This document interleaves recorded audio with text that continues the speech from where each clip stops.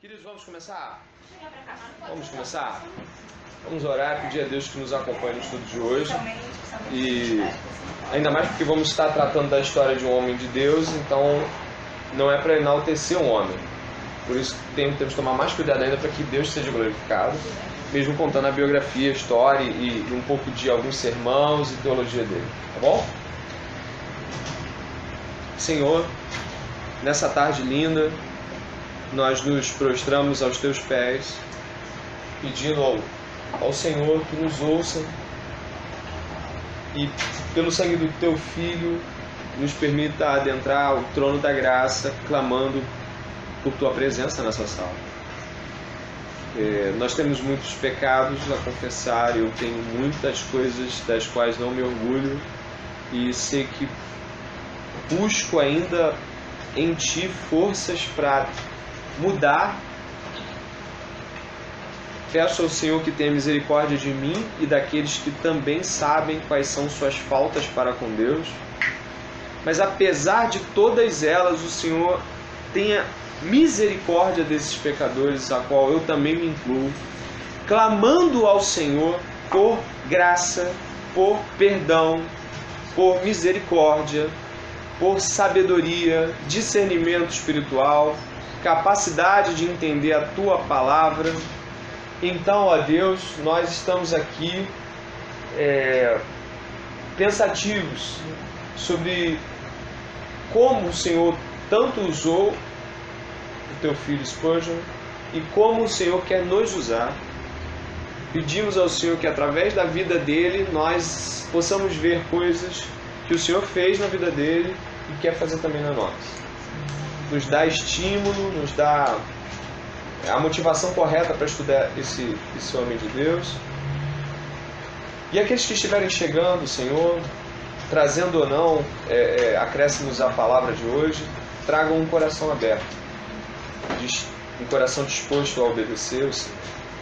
Nós te pedimos perdão por nossas limitações e nossa dificuldade e clamamos a ti, Senhor, para que o estudo de hoje seja para louvor da tua glória. Peço ao Senhor que nos use e use cada irmão que for contribuir. E que a chegada daqueles que ainda não estão, Senhor, seja uma chegada em paz, que o Senhor guarde, é o nosso pedido. Nos dê um bom tempo nessa tarde, Pai, em nome de Jesus Cristo. Amém. Boa tarde a todos. Todo mundo sabe meu nome, não preciso me cumprimentar, se bem que estou gravando agora tem que falar o nome, né? Eu sou o André. Essa aqui é a Aninha, né? A Ana Vitória, e ela gosta muito de Charles Spurgeon, então eu acho justo chamar alguém que gosta para dar o assunto, não é verdade? O Anderson Diego gosta tanto do Charles Finney, a gente tem que chamar o cara para vir aqui para gravar. E temos aqui tantos admiradores de tantos teólogos. Vem cá, você já veio aqui? É muito bem-vindo. Qual é o seu nome? Samuel. Bem-vindo, cara. Veio com quem? Veio com alguém aqui? Cara, a coordenadora do meu curso, ela já veio aqui no ano passado. E ela ficou tentando me trazer o ano todo, só que não dava pra eu fazer curso à tarde, eu também. Daí, pregou na igreja de um amigo meu, no congresso que eu fui. Daí depois eu tentei ficar vindo, nunca dava. Aí hoje, até na academia. Qual é a igreja? A do Daniel é Resgatando Vidas, na Califórnia. Sim. Foi pouco tempo, foi ano passado. Isso, acho que alguns foram aqui, né? Tu foi também, não foi? Ah, lembrou.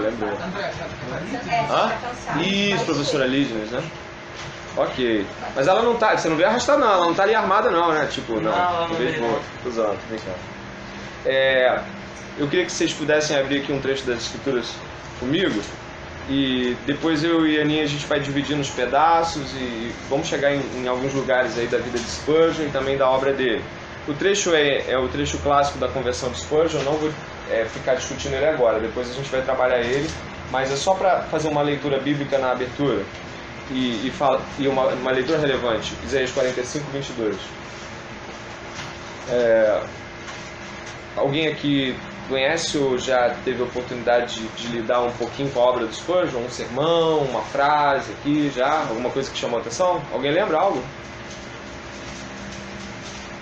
Lembra de alguma frase? Jesus. Sim, estava olhando essa, é interessante, Jesus chorou. Não, um aspecto do ministério dele pastoral que me incomode muito é que quando ele pregava, um grupo de irmãos ficavam orando enquanto ele ministrava. Né? Então, meio que são um dos segredos dele, um ministério muito bem sucedido. Muito bem. A oração. Também. Ele fazia uma coisa, eu acho um pouco estranho.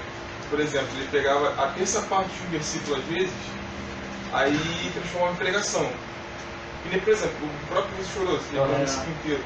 Mas principalmente quando ele ia nos profetas, aí ele tinha assim, pegava um versículo, ele pegava um aspecto do versículo e transformava no tema da pregação. Eu acho um pouco curioso.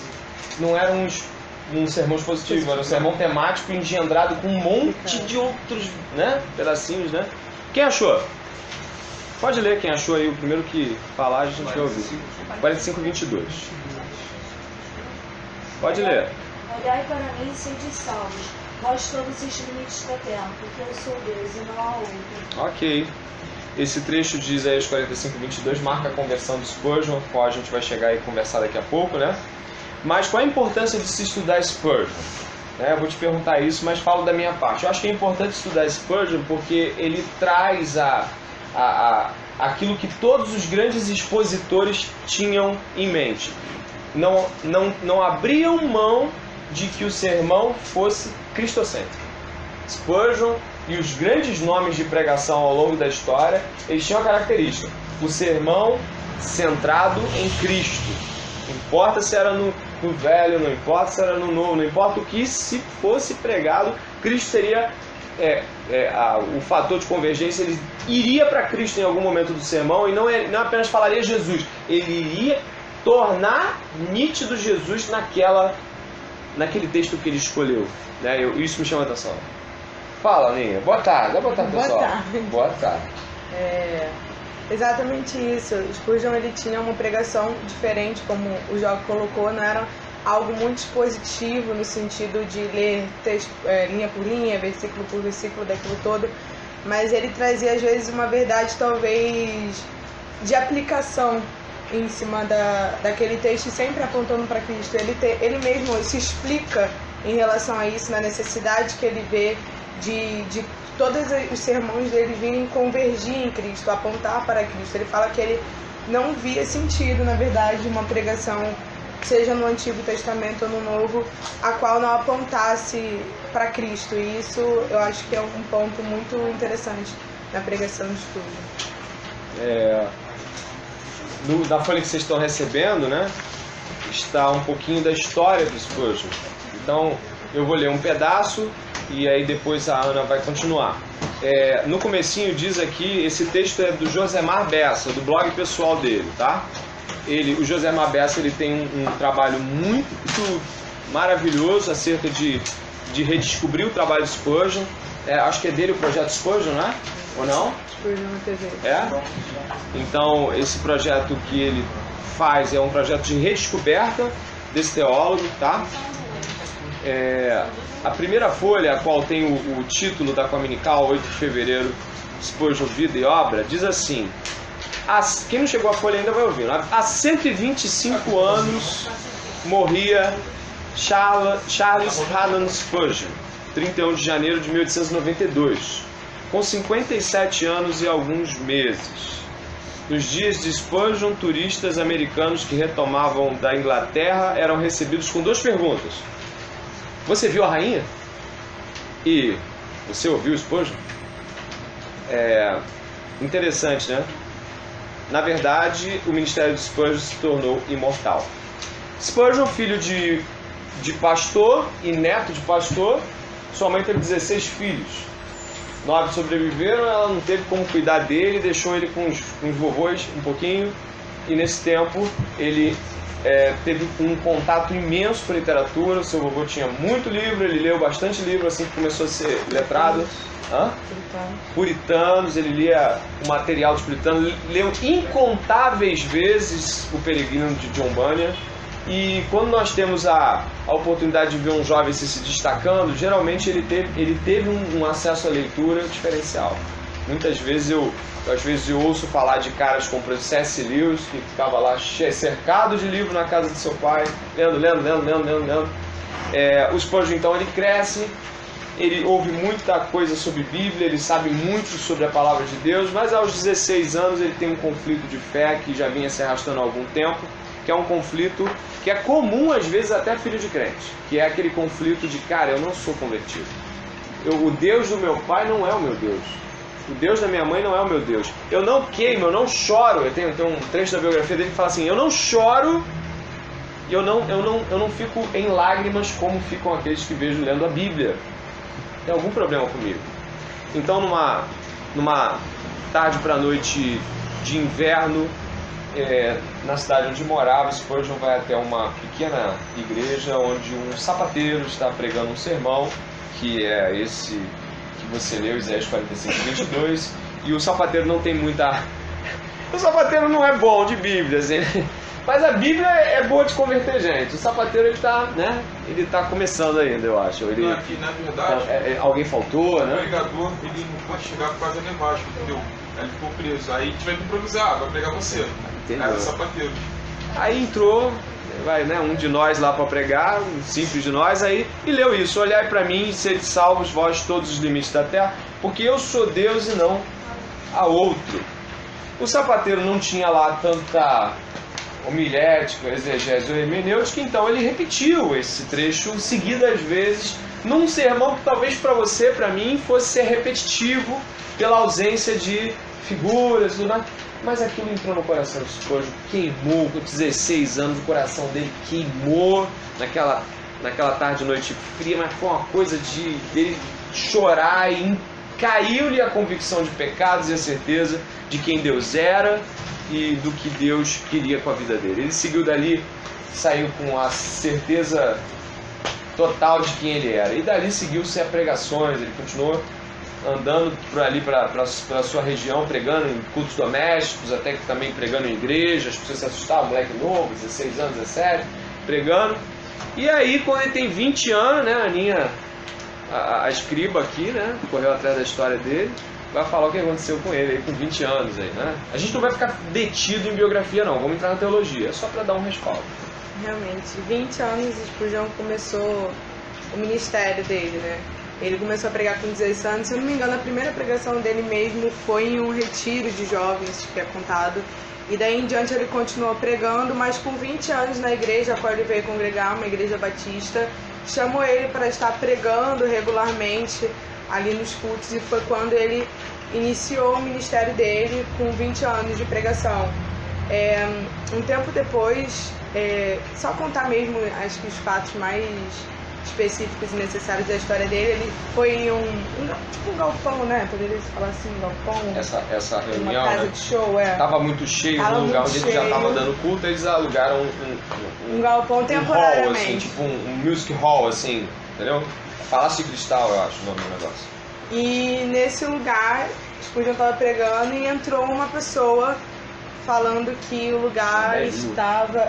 muita gente. 10 mil lá dentro e mais uns 1000 fora. E tinha muita gente ali naquele lugar. Uma pessoa entrou ali gritando que estava pegando fogo. Spurgeon, ele ficou apavorado naquela situação, conta uma biografia dele. E 7 pessoas morreram naquele lugar. Confusão. Daquele dia em diante, ele fala que a vida dele meio que nunca foi igual.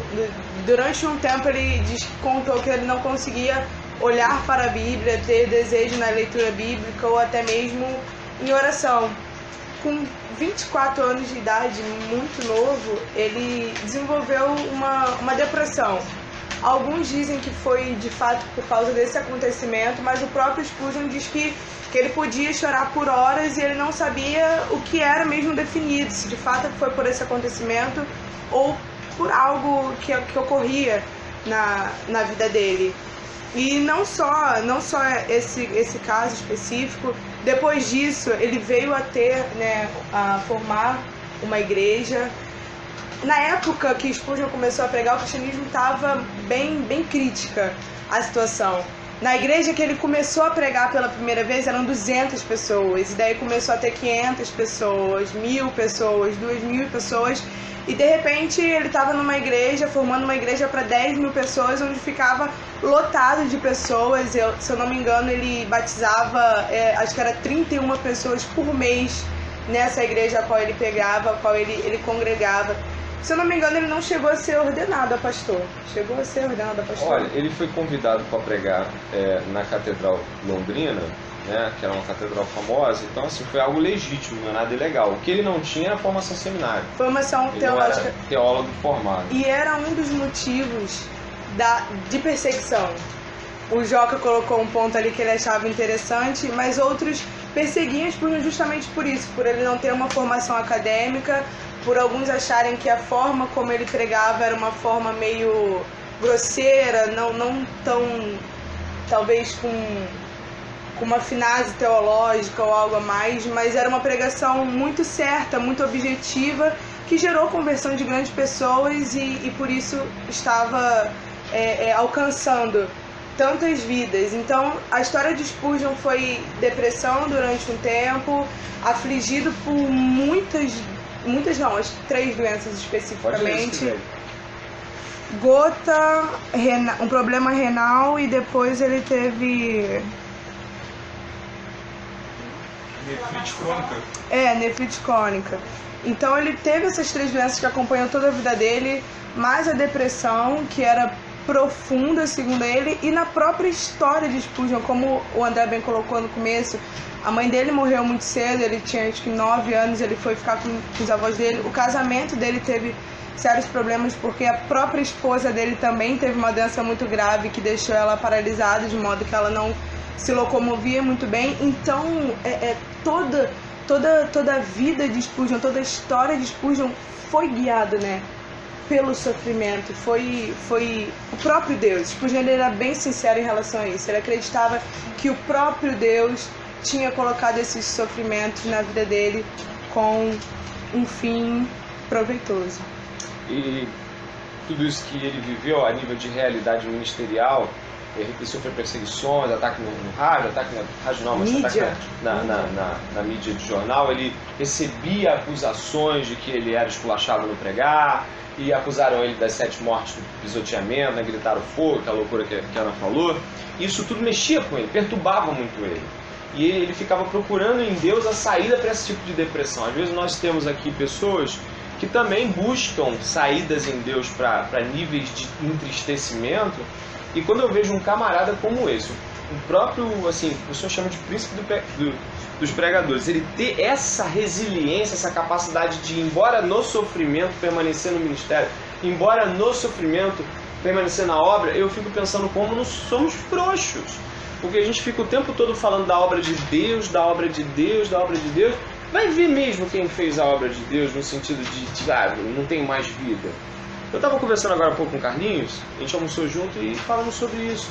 Pô, se você chega pra mim e fala que você é ateu, pô, cara, tá tranquilo, então você é ateu. Então se você matar alguém, se você escolher trabalhar por dinheiro ao invés de trabalhar por uma vocação, se você trair sua esposa quantas vezes que seja, se você estuprar seus filhos, cara, tu é ateu, não tem um porquê você ficar traumatizado. O que eu quero dizer é, não existe um motivo pelo qual você deva lutar. Agora, se você chega pra mim e fala assim, André, eu creio que existe a vida após a morte, eu creio que tem julgamento, eu creio que tem esse negócio todo que crente tem, é impossível você dizer pra mim que vai viver igual o ateu. Né?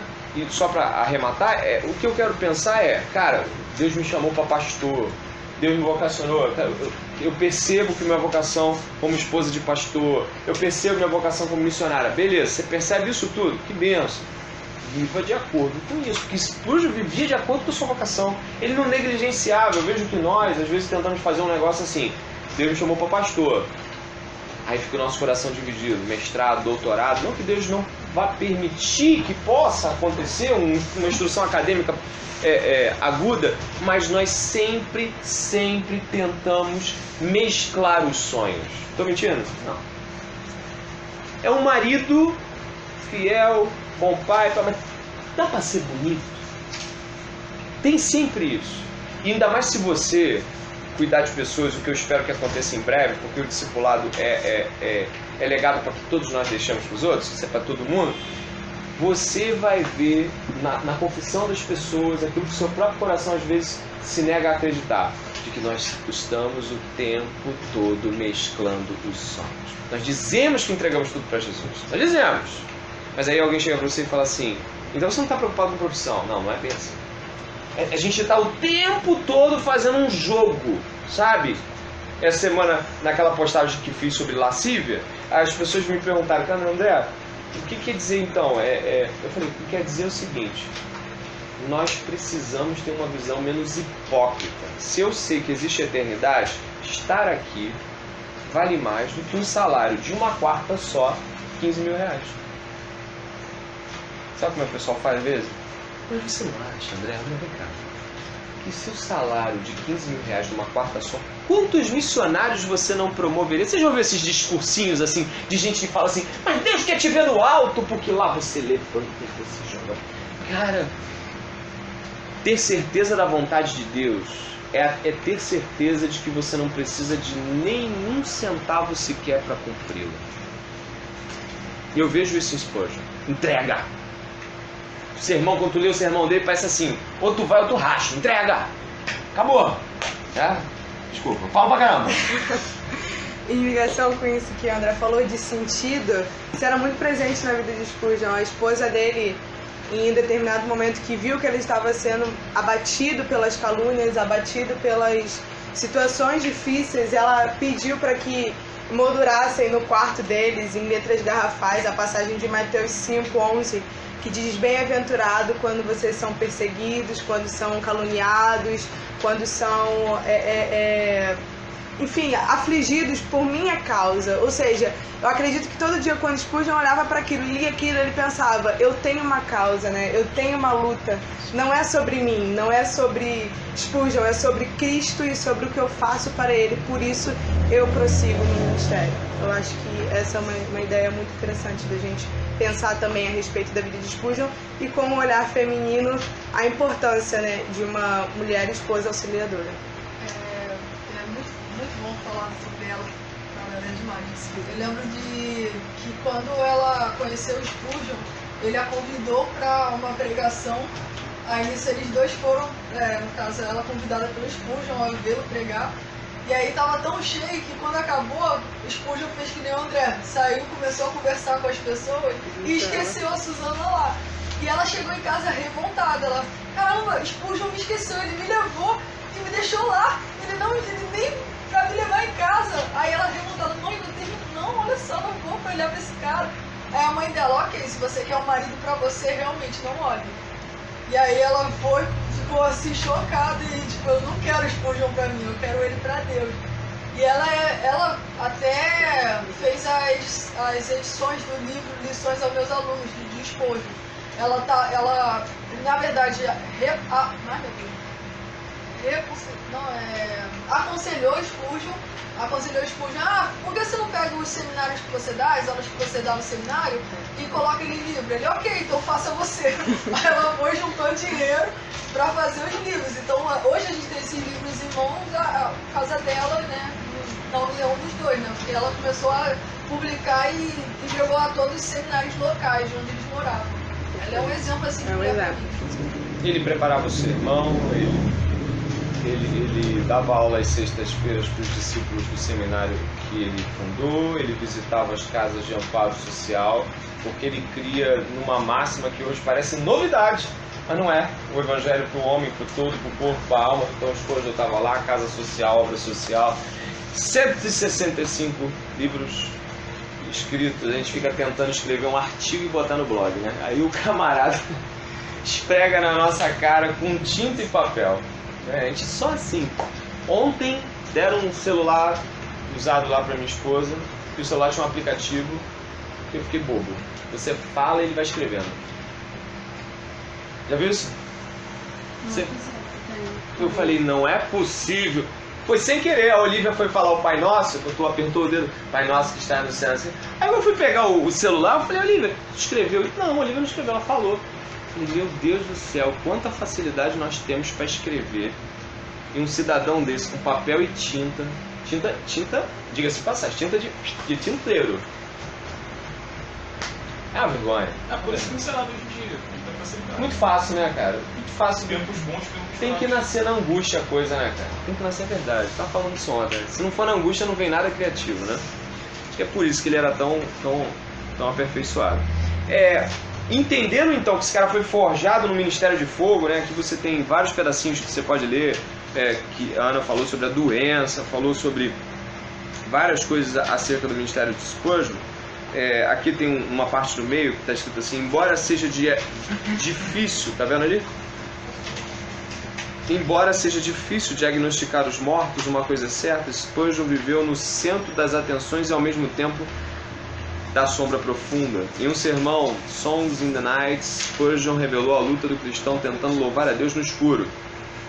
Diz assim Spurgeon: é fácil cantar quando podemos ler as notas na luz do dia, mas é um cantor mais hábil aquele que pode cantar quando não há um raio de luz através da qual se possa ler, que canta com o coração e não a partir de um livro que ele possa ver, porque ele não tem meios de leitura, salvo o livro do seu próprio espírito vivo, de onde as notas de gratidão derramam cânticos de louvor na noite escura. O cara tinha uma noção de conversão, de testemunho pessoal que excede muitos de nós. Às vezes eu me pego perguntando a mim mesmo: será que sou convertido? Só um pagão faz o que eu fiz. Eu penso às vezes essas coisas. Mas parece que Spurgeon, ao mesmo tempo que ele tinha convicção da conversão, ele tinha uma convicção profunda da própria mazela dele, da depressão e tudo mais. Esse texto que nós pedimos para que você possa abrir, O Olhar que Vivifica, é o nome do sermão que eu vou usar. Esse livro aqui é um livro de sermãos do Spurgeon. Ele é um livro que tem 4 volumes, se não me falha a memória. E esse aqui é o sermão que ele utiliza, o versículo que foi usado na leitura a qual ele se converteu. Spurgeon fala muita coisa legal aqui. E ele fala assim, Isaías 45, 22, se você puder dar uma olhada. Isaías 45, 22, então Spurgeon fala no texto: olhai para mim, sede salvos vós todos os limites da terra, porque eu sou Deus e não há outro. Aí ele fala uma sequência de coisas importantes a se analisar nesse texto. A primeira é olhai. Não se exige esforço diferencial ao olhar. Olhar é muito básico, eu olho. Na verdade, quando eu estou olhando, em suma e em geral, não estou fazendo nada, eu só estou olhando.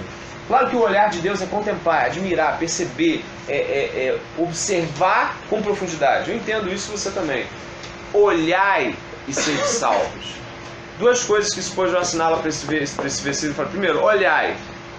Você não vai fazer nada, você apenas vai olhar para ele, porque o que você vai ver vai te convencer. E 2, sede salvo. Sede salvo por quê? Só tem uma coisa que eu posso crer no sede salvo: já estou perdido. Não vou me perder, estou perdido. Eu olho para ser salvo porque eu estou perdido. Já nasço perdido, já tenho consciência dessa perdição. Ele era calvinista e, como todo calvinista, entende a questão da depravação total, do nascimento dentro do pecado. Spurgeon entendia que quando nós olhamos para Deus, admiramos a sua grandeza e nos dobramos a Ele, dizia ele nesse sermão, nós encontramos paz. Paz. Ele fala isso aqui em vários termos. Ele fala, por exemplo, o que significa olhar com referência a Deus? Admitir a realidade de Deus. Essa palavra eu fiquei pensando, como é que se admite, Aninha, a realidade? O que é admitir a realidade? Uma vez eu lembro de um pai que falou para mim que o seu filho tinha problemas com relação à subordinação, era um filho insubmisso. O que ele fez? Ele era meio, faz tempo isso, que ele me falou que fez isso, faz tempo, então o cara devia ser mais velho que eu. Esse pai falou, levei ele na cadeia para ele ver como é que é o preso. Pegou o moleque, levou o moleque na cadeia, ele que eu tinha conhecido. Olha aí, olha lá, fazendo cocô no buraco, olha lá, secando a roupa na grade. Vem cá, chama um dele aí. Desculpa aí incomodar você. Quanto tempo você tá aqui? Tô há 5, vai ficar quanto? Vou mais 10. Tá vendo, filho? Aí tirou o moleque, quer ir pra lá? Fala, quer ir pra lá? O Arthur fez isso? O que nos chama a atenção rapaz, isso é a chamada. Já viu? Vou dar uma chamada de realidade. Vamos chamar na realidade? Já ouviu esse termo? Vamos dar uma chamada de realidade? Sabe, quando a diretora entra na sala, antes tem que ouvir. Aquelas essas coisas que as pessoas... Mas o que Deus está falando o Spurgeon diz, olha para Deus para você ver a realidade. Só existe realidade quando observada na ótica divina. Fora disso, é um completo vazio, sem sentido. Não há sentido sem Deus. Spurgeon fala, se você não olha para Deus, não tem para onde olhar. Ou você olha para Ele ou não olha para lugar nenhum. Ou você vê a luz dele ou não vai ver luz nenhuma. Está dizendo aqui isso aqui é um sermão com estruturas, assim, de pequenos traços. E aí ele fala que para que aspecto da salvação devemos olhar? Perdão, renovação, sustento espiritual. Olhamos para Deus para ser perdoados. Olhamos para Deus para ser renovados. E olhamos para Deus, ele diz aqui, para permanecer, ou seja, como ele fala, sustento, o mantimento espiritual.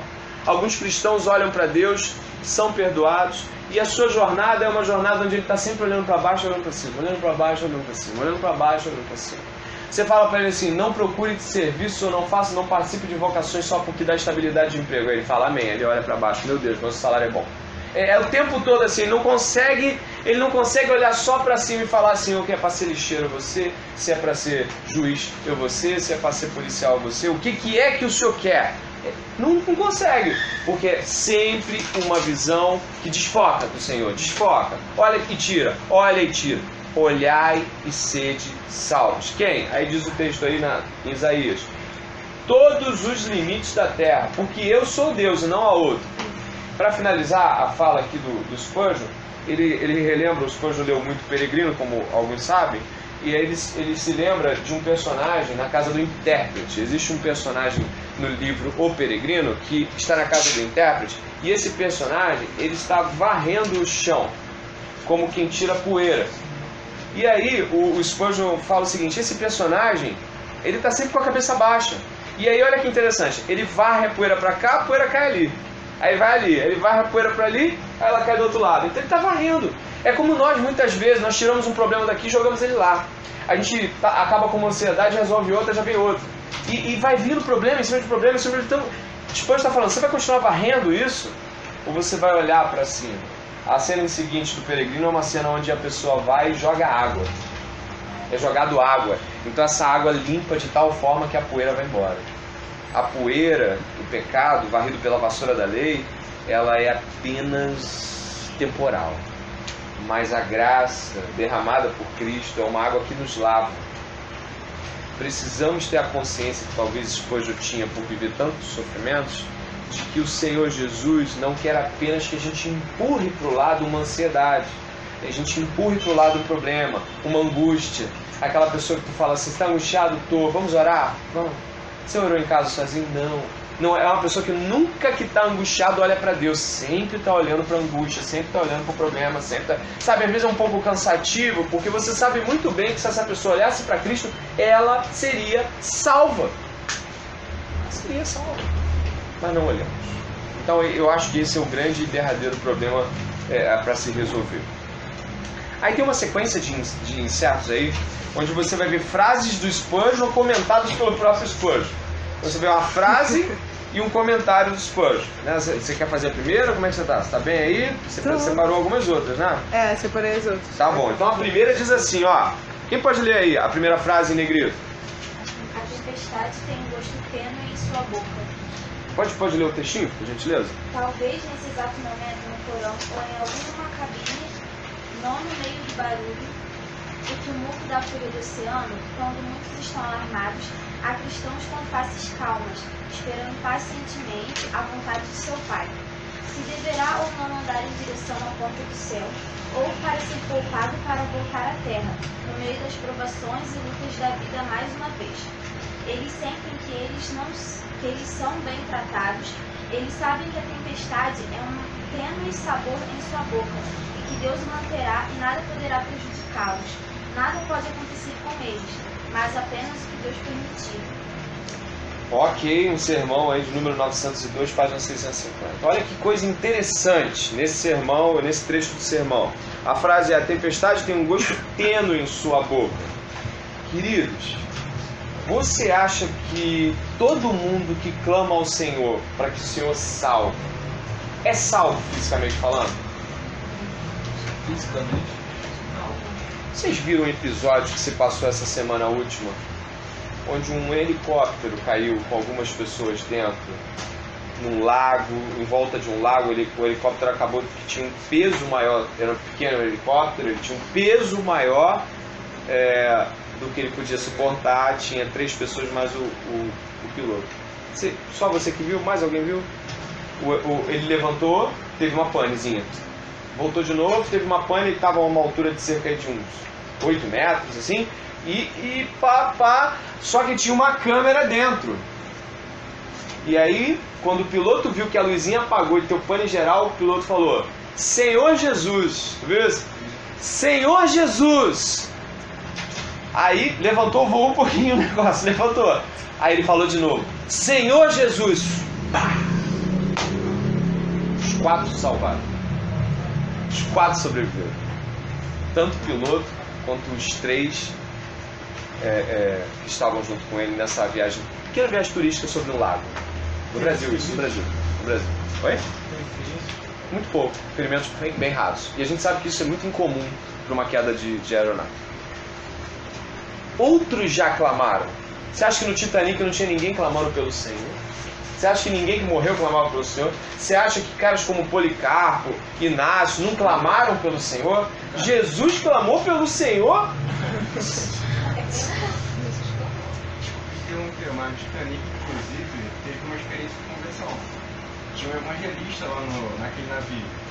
E eles caíram na água e tal, e tinha um homem não convertido. E toda vez que a água se aproximava desse cara, o evangelista perguntava ao outro cara, tipo, você é convertido? Você conhece Jesus Cristo? Você é salvo?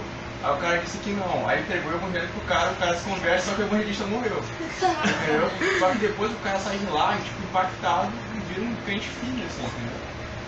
Essa consciência de que a tempestade pode nos tirar a vida física, mas não é eterna, tinha Spurgeon. Precisa ser a nossa consciência. Aí eu que não vou pirar, eu que não vou para Afeganistão.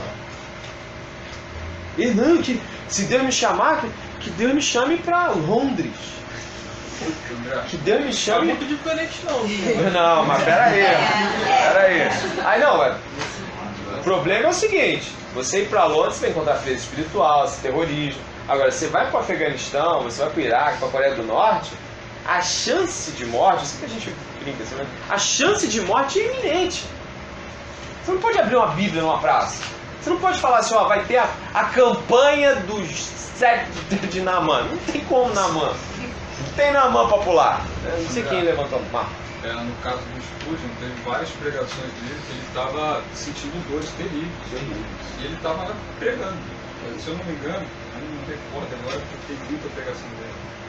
Mas teve uma pregação, aliás, que ele parou ela. Eu não sei se quem quiser lembrar aqui, por favor, lembra. Ele parou por 5 minutos, você lembra? Depois voltou de novo.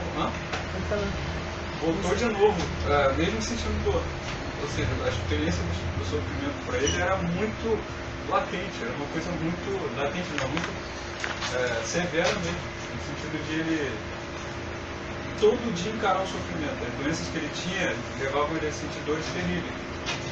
E um livro do Spurgeon sobre graça, ele fala sobre essas tempestades, essas lutas devidas, e ele traz 2 verdades, né? Todo ser humano, ele está afadado a lutas, ele está afadado a tempestade.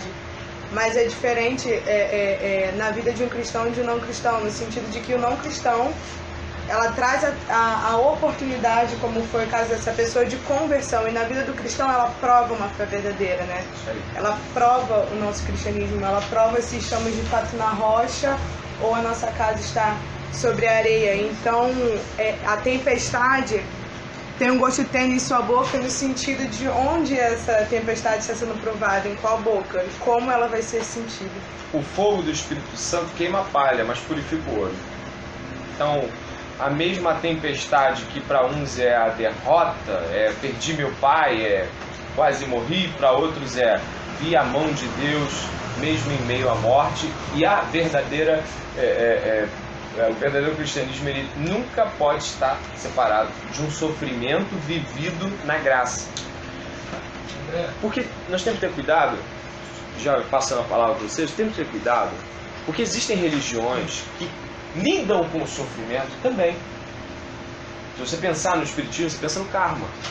E que o karma é uma maneira de você se purificar em relação ao passado de erros cometidos na vida passada. Maior cópia do budismo, né? Maior cópia do budismo. Sim, mas o problema é, se você conversar com um kardecista, ele vai falar assim, não, mas o sofrimento é bom, é importante, ele é necessário, mas a diferença do sofrimento no cristianismo é que ele não vem no cristianismo para tornar você mais salvo, mais justo, mais... Não. Ele vem para que Deus seja exposto mediante aquela tua atitude e também para te provar, para te fazer conhecer quem Deus é em meio ao caos. Queridos, ninguém ora tanto quanto está sofrendo. Se a gente não está feliz, ninguém está orando.